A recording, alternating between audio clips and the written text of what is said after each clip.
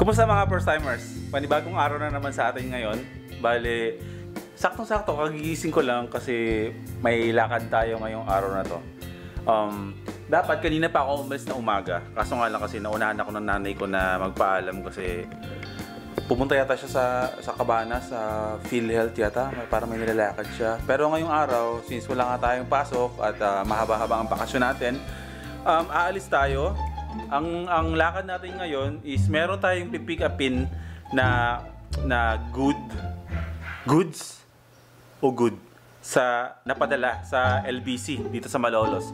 So dadaanan natin 'yon, tapos after nun siguro magkakape muna ako sa coffee shop na bus. Yun ang magiging lakad natin ngayon. Antay-antayin ko lang yung nanay ko bago ako umalis. Kasi, alam mo na, dadating si Hana dito, baka walang madatnan at umiyak yun, batang yun.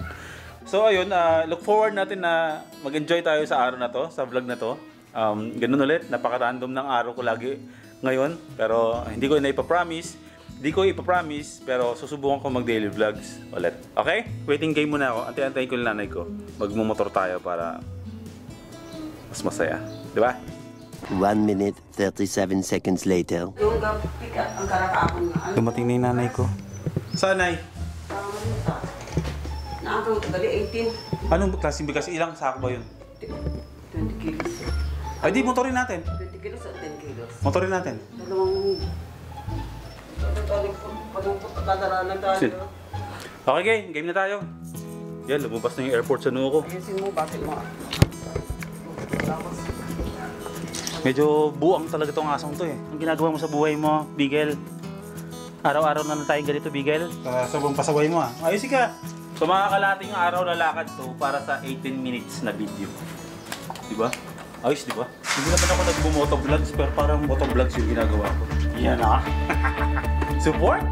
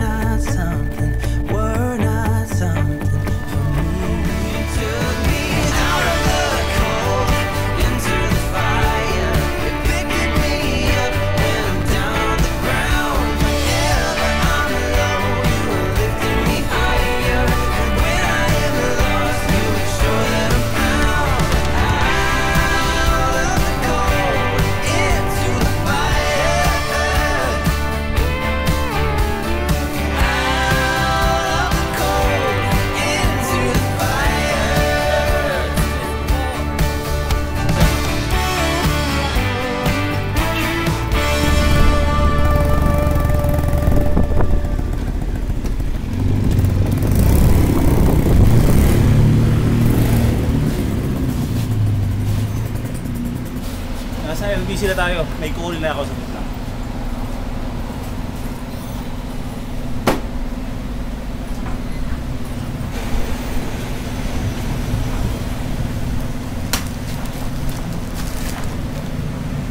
Yung scooter natin na to ay itong si Cora.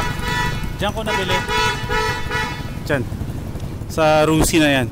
Sa ilang araw, babalik tayo dyan para ipa-change oil natin to. Tsaka papalitan natin yung mga gamit na palitin sa kanya. Para at least, di ba, kondisyon na siya.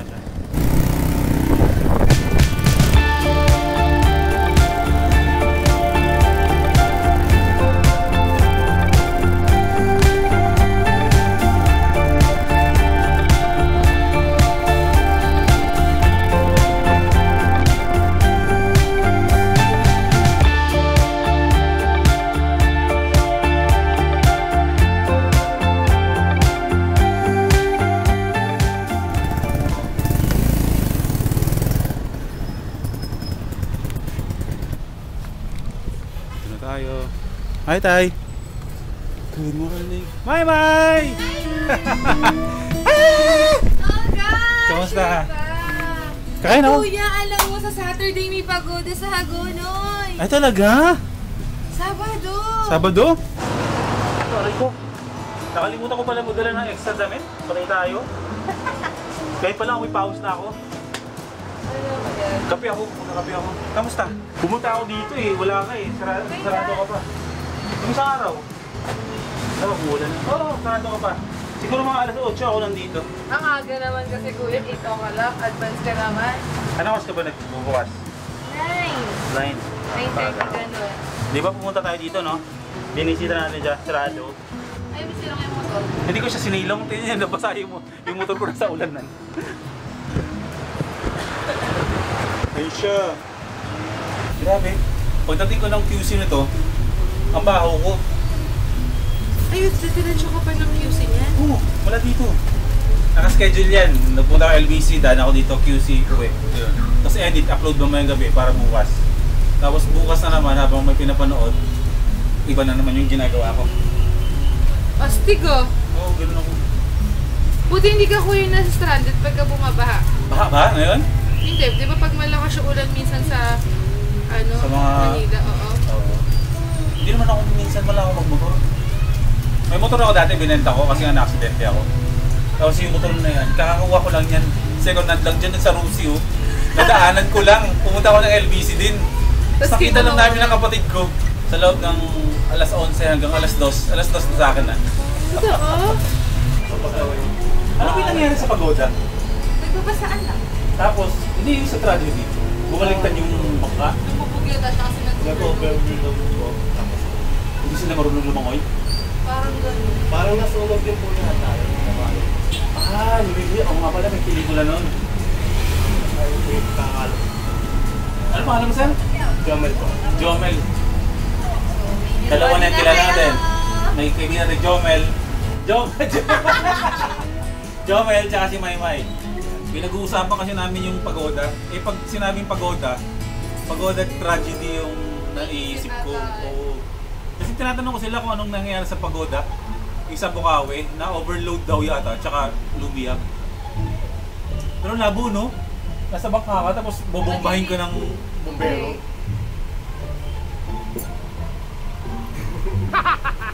Habang kalakasan yung ulan, mag-open muna ako ng box. Kunwari, hindi ko alam.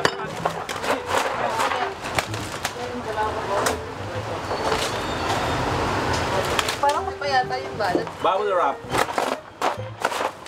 Kita ko na. Ay, sus, ginoo ko. Mahilig ka magpaputok?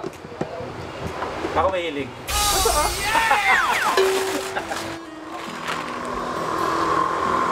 Mga gamit panghuli ng isda.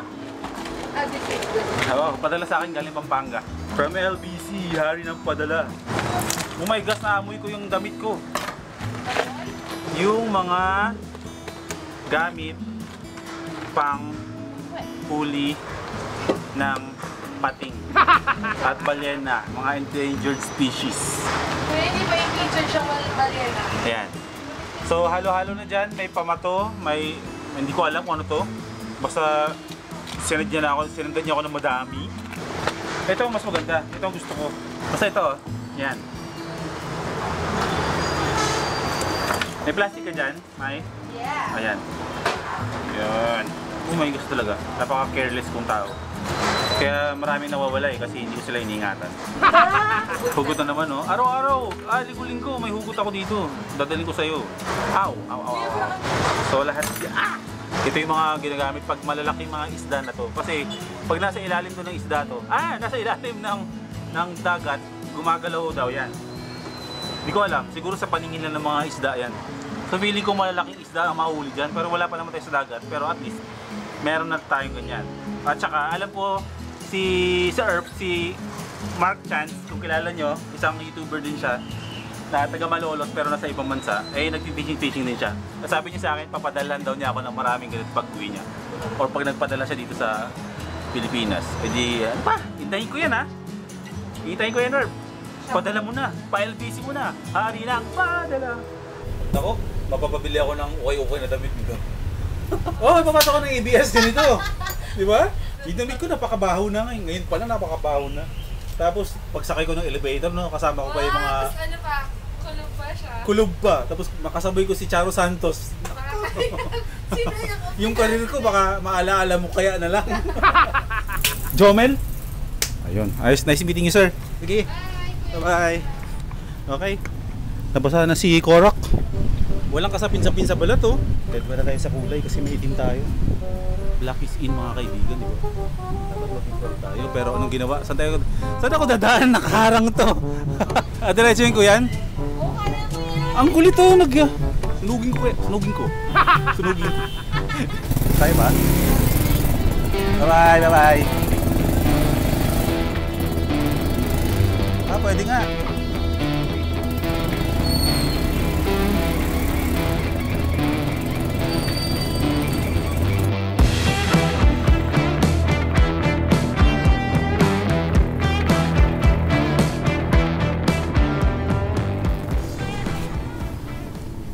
Sir, saan yung vape surgery na yan? Saan yung vape surgery? Ah, dyan lang. Bukas ba bukas? Alauna. Sa tingin mo ba baha ngayon sa Marilao? Baha. Ang ganda rin ng tip ni Kuya eh. Tinatanong ko kung baha sa Marilao. Sabi niya, medyo daw. Makikita ko naman daw pag baha pag nagbabalikan na yung mga ito. Kung saan nandun na ako, no? Ayokong makipagsapalaran dahil sa baha na yan. Uwi tayo. Magbabad ako papuntang ABS. Okay, pero sasamahan niyo pa rin ako. Thank you, sir. Wala na, umuulan na. Itong vape surgery, dito daw yan. Naka mga tropa ko rin ang may-ari niyan. Hindi na tayo tutuloy sa QC. Tutuloy ako, pero hindi ako magmumotor. Mahirap na kasi baka lumubog tayo dun sa baha. Maliit pa naman itong motor natin. Saka kung paano pa tayo, matulog naman ako lumangoy, pero yung motor na to, hindi pa ako lumangoy. Kaya, uwi tayo sa bahay.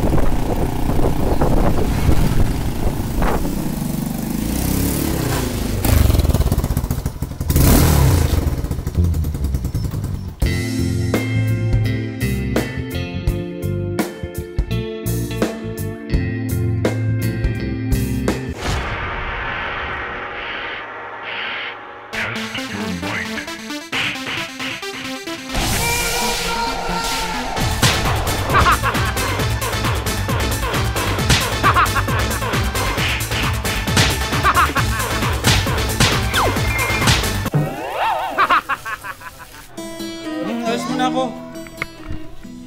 Gusto mo ba sa likod? Bye-bye! Napakakulit mo talaga, Bigel. Napakakulit. Hindi naman sa ayoko sa kanya. Love ko naman yan. Pero talagang nabibwisit talaga ako sa kakulito ng aso niya. Lumaki kasi yan ng mga kalaro niyan, mga bibi. Terminator ng itlog ng bibi niya kasi kinakain daw niya yung mga itlog ng bibi dati. Yung pinagpakulutan ko ng buhok ko, ito lang yung sa tapat namin. Yan, dyan. Siya yung gumawa ng buhok ko. Gusto kong pabukasan to eh. Singilin mo na lang ako. Teka lang, ay madumi yung ano ko. Hindi, tanggalin ko na lang to. Yan.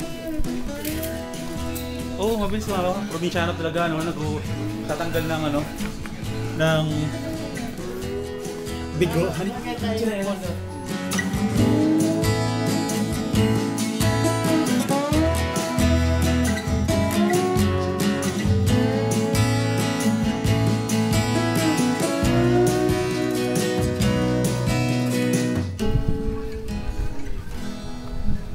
Ano mga pers? Okay na? Mukha na tao ulit. Sablay talaga yung mukha ko pag makapal yung bigote ko, no? Dapat pag ganito yung buhok ko, dapat ang bigote ko malinis. Ayoko naman ang sinasagad na kiss-kiss yan kasi pag bumukha akong itlog na inahit, alam ba yun? I drove around all across the land, thought that I was caught in a one-man band, but playing all those sad and lonely songs. My faith was lost, my hope was gone, my dreams were shattered and I was done. I want to be there and baby dance the night away. I let my head down if I want. Sa buong buhay ko, nagsimula ako sa ABS ng 2009. Ngayon lang ako magkakaroon ng bakasyon na mahaba. Promise. Matagal kong inasam-asamang magkaroon ng bakasyon na matagal-tagal.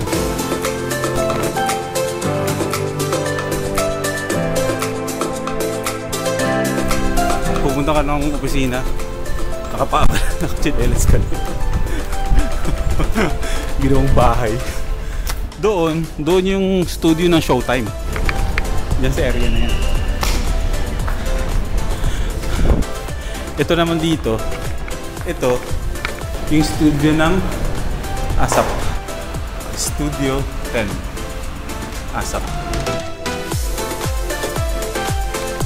Dito yung studio kung saan kami nagkita ni Will Dasovich ng first time. Ayan. Ganyan ang mga tao dito. Laging rag.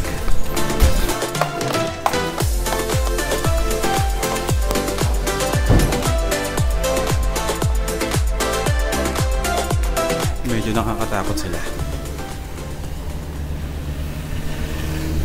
Oh, PBB.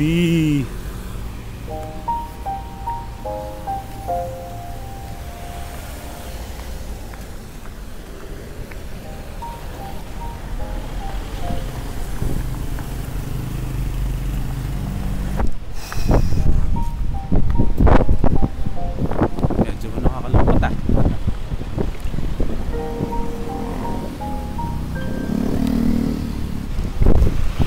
Yung batch na natapos ko, itong batch 1, 2, and 3. Yan yung batch na editor ako ng PBB. Tapos yung huling batch, hindi na ako editor ng PBB. Kwento ko sa inyo. Hindi ko alam kung kaya ko ikwento eh. Wala akong guts para ikwento, pero the last time na nandito ako is andyan ako sa loob ng bahay ni Kuya. Sinisilip yung mga tao sa labas, but ngayon ako yung nasa labas, sinisilip yung mga tao sa loob. Yeah. Medyo ganun talaga, pero life must go on, sabi nga. Namimiss ko sila, pero totoo lang. Wala pa sila sa mga oras na to dyan, pero mamaya pa yan, mga alas 4 andyan na lahat ng mga kasama ko dati sa PBB para mag-edit. Pero ganun talaga.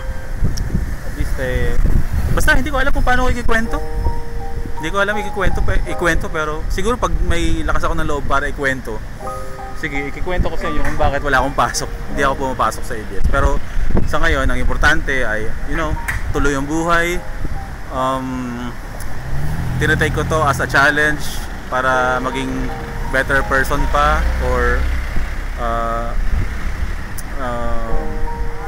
basta ano ba, naging speechless ako. Mahal ko tong show na to eh. Mahal ko tong bahay na to. Diyan ako naging at home maliban sa bahay namin. Kumbaga, kahit panahon ngayon, ito take ko to as challenge nga to be a better person. Pushing myself to the limits. Explore natin kung ano pa yung mga kaya kong gawin maliban sa pag-edit, tulad ng ginagawa ko. PBB will always be my second home. Sa lahat ng mga kasama ko, mga editors dyan at mga clients dyan, may miss na kami lahat. Tuloy yung buhay. Huwag na tayo magdrama-drama dito. Uwi na tayo.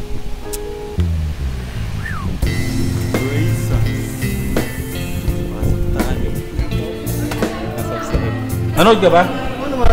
Mga tropa natin tamoto dito eh. Mag-chicken feet na lang pala ako. Alam niyo ba tong Graysons? Lagi ako nandito. Hindi dahil sa kaibigan ko yung may-ari ah. Talagang masarap dito tsaka mura.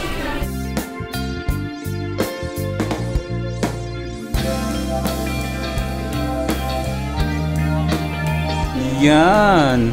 Isang chicken feet. Isa pang chicken feet. Yan to, kakamayin ko to. Ito, hindi ako binigyan ng kutsara.